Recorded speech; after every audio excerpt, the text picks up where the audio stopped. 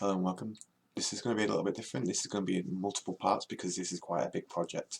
As you probably see from the title, it's called Level Editor inside of Godot. So what I'm going to do is help teach a basic level editor, and we're going to do it in sections. So to give an example what the finished project might look like, this is it. So as you can see, we can zoom in, we can move around, we can place objects like tiles like this, we can attach objects, we can put objects here, we can go spikes. Let's go to tiles and put some more tiles down. Some foliage. Basically, you can see how this works. Oh, that's from another tutorial. Oh, there's weird light in there, ignore that. And then obviously if we press E, we can then play it. And I die, and it resets. What I've not done in this one is show you how to do a save system, so we are actually going to do a save and a load system. That'll probably be the very last part, but you'll find that exceptionally useful. So let's get into it. So what I'm going to do is close, actually I'm going to move this project over here, and now I'm going to show you what we're going to hope to achieve by the end of part 1, which is now. So just basically really simple. We're setting up the editor here. We set it to an object and we can place it. This is probably going to be the longest setup process because there's a lot of controls we've got to put on, so bear with me. So let's get into it. I'm going to close this one down, and what I want you to do is have an empty project. I've got all my sprites that I want in here. I've got an empty folder for items and objects. I'll tell you what we're going to do with that in a moment. So let's get into it. What I want you to do is actually go to your project. I want you to go to your project settings. We're going to use mouse, so let's go MB left. Go down to here, and then we're going to put in our left click. Also, we want to go to our project settings. We want to go down to our window. And because our sprites are quite small, I'm going to just zoom in a little bit. So I'm going to say 640 by 360. And this could be 280 by 720, I believe. Make sure you go down to the bottom here, and we want it on 2D, and we want to expand. Close that. Let's make a new scene. Make sure it's called main.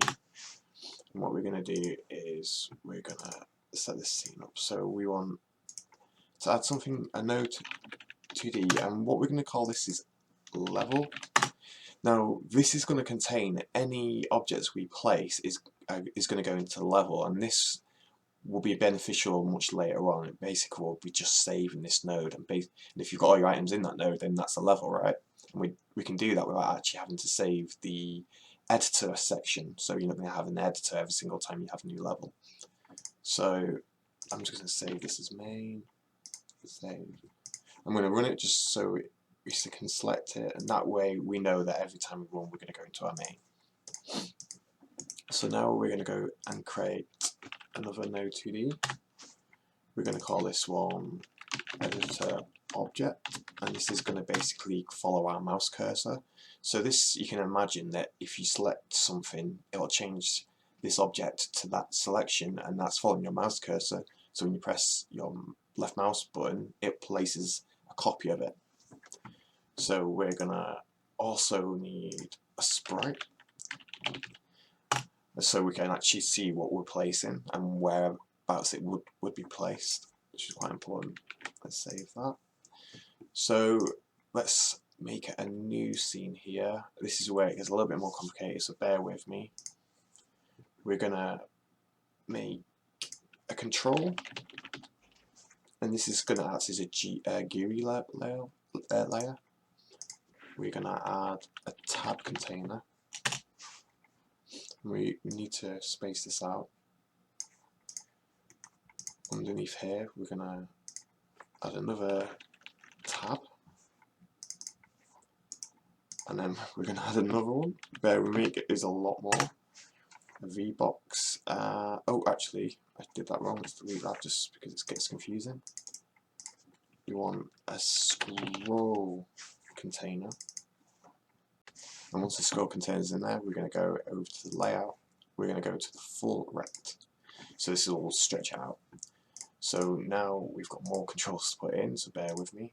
We need to put in our VBox, and then we need to put in a HBox. So you can imagine a VBox is containing columns going down and a HBox is containing columns going across. So it's like a spreadsheet, if you imagine it in your head like a spreadsheet, but it looks really awkward here. So what we would do is once we've got an item set up, we're going to drag it into here, but right now we're not going to worry about that. We're going to rename the tabs creatures, and then we're going to press Control D on creatures, and as you can see it makes another one, so let's just call this spikes, whatever you want to call it, right? So let's save that, make sure it's saved, and then what we're going to do is we're going to sort out the items that is going to go into here. So to do that, we're going to make a new scene. We're going to go over to the user interface. Oops, no we're not. Press Control Z, sorry about that. We're going to go to other node. We're going to go texture rect.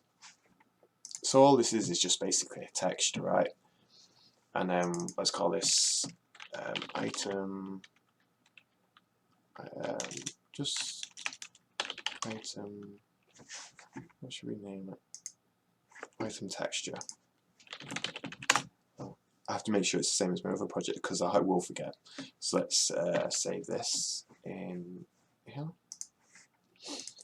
And then as you can see we've got a texture here which is great, but we're going to put a script on just for now. So we're going to attach a script, create it. We're going to go to here.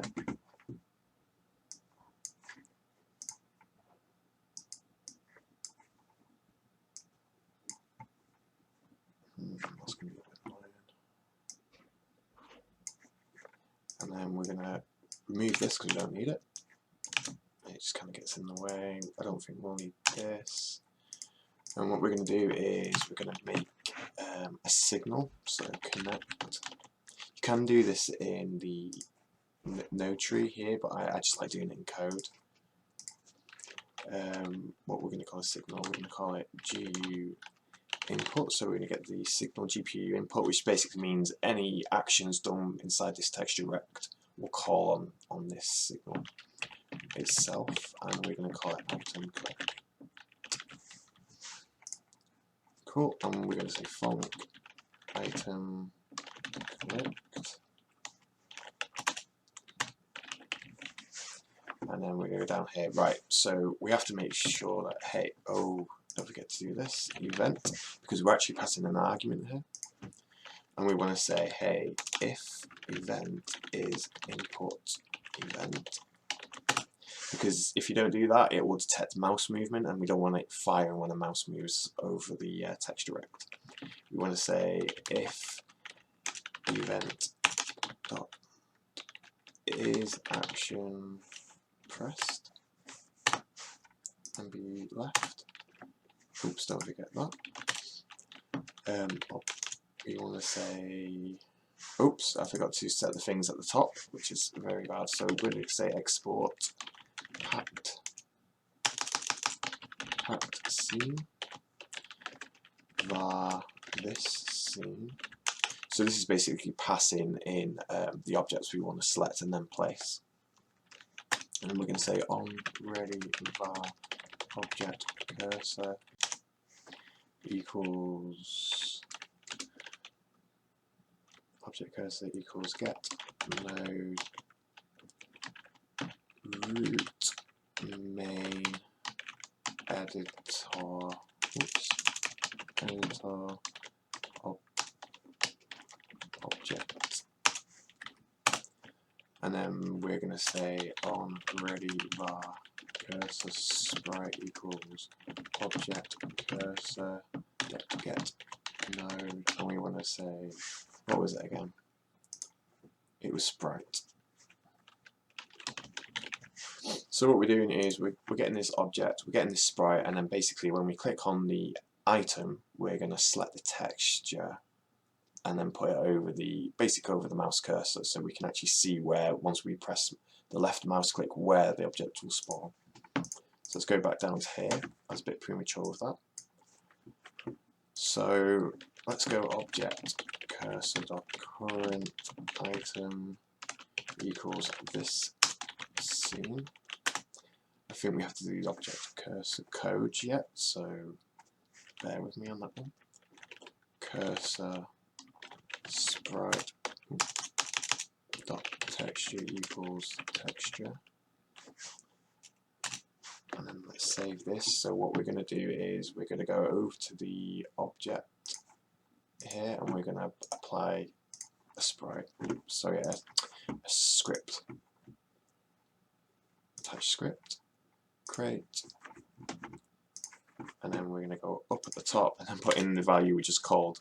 So var can place equals true on ready var level equals get node root main level. So the reason we're doing this is that we want to get this level and basically make sure that that's where we're placing the object, right? So we're going to get access to the process.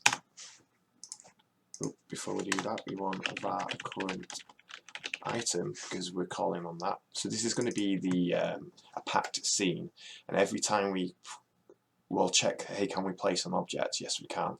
Then current item instance is what we're going to do. So let's do that here. So first of all, let's make this object follow the mouse cursor. So global position equals get mouse global. There we go. And we will go, hey, if the current item is not null, it means that we do actually have an object, we just selected one, and can place equals true, oops, can place is true, and import.is action just pressed and be left. That's a lot of things. So we're saying, hey, have we got an object? Can we place it? And have we just pressed the left mouse button? And then we're going to say var new item. So item equals current item dot instance. Then we're going to go level dot add child new item.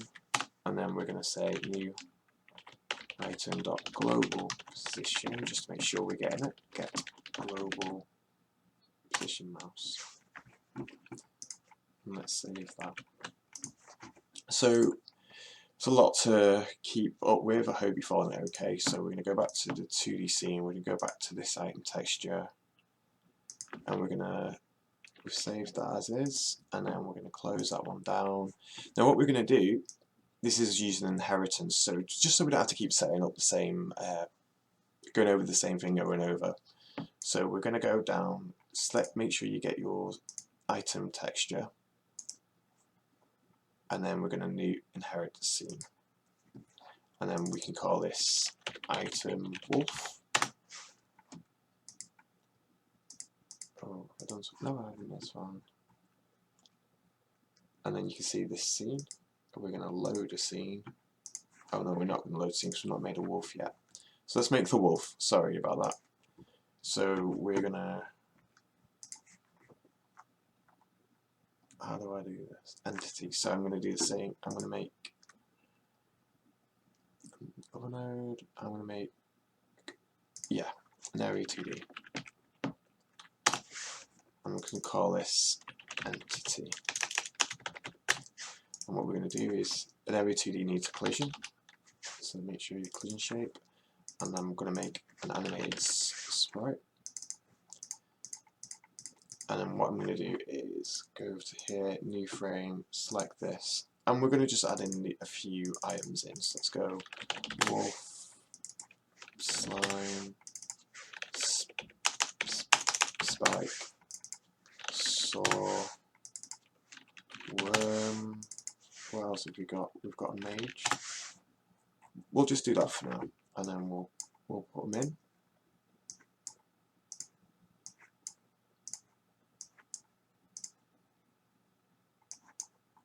And worm. we can save this, and we're going to put it in our objects just so I can find it easier to save. So now we've got this entity, it means that I can actually use inheritance to call it over and over, so I don't have to keep making, every time we do another object, we don't want to have to put all these values in again, do we? So let's close this one down. We're going to make a new entity by going to our objects, right click, new inherited scene, and let's call this wolf. And we can just change this to wolf. Let's put a new box on him.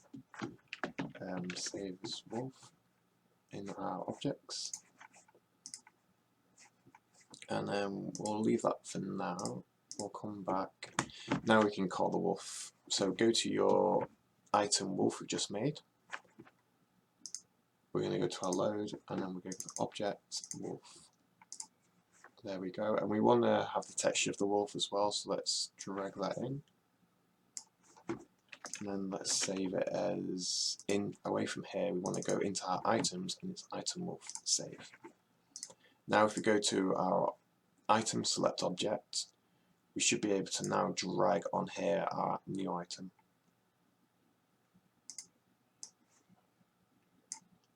And there you see it. It's a bit blurry. I keep doing that every single tutorial. Make sure you select them all.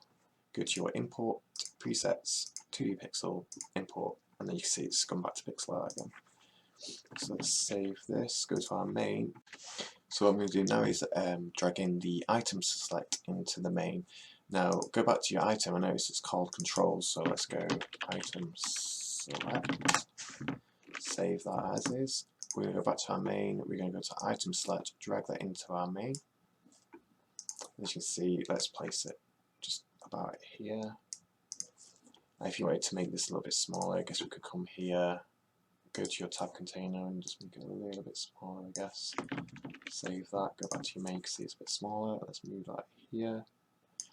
The other thing I noticed as well is you want to go back to your scripts. We have connected an item, but this is underscore, so it won't know it's there. So we'll just say underscore, save that, and that should work now. So we're going to press play. As you see, we've got our object here. We've only got one. We click it, and then we can place it. Now the issue is if I move, say if I click here, you can see we've just placed. We're placing objects behind here. It doesn't matter. It's always being placed. So we're going to sort that out now. We don't want that behavior. So we're going to go to our. Where are we going to? We're going to go to our. Yeah, we want to go to our item select. We want to go to our node, and we want to say, is it tab container? Let's just check. Yep, it's tab container, and we want mouse entered, and we want to put that in our tab container up here. So we want to put in a script here. Let's save as that. Let's go back, and then we want to go to a tab container, mouse entered. Yep, and make sure it's your tab container. And then we want to go back, mouse exit, same again. Yep, perfect. And on this we can go to remove all this because we don't need it. And we're going to say on ready var object cursor. So we're going to get the object cursor, mode root main editor cursor, I believe it's called. Editor object.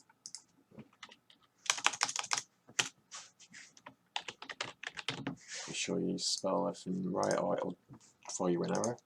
So now we can go to here and we can say object cursor dot can place equals false. That entered. And then we go object cursor can place equals true. Save that.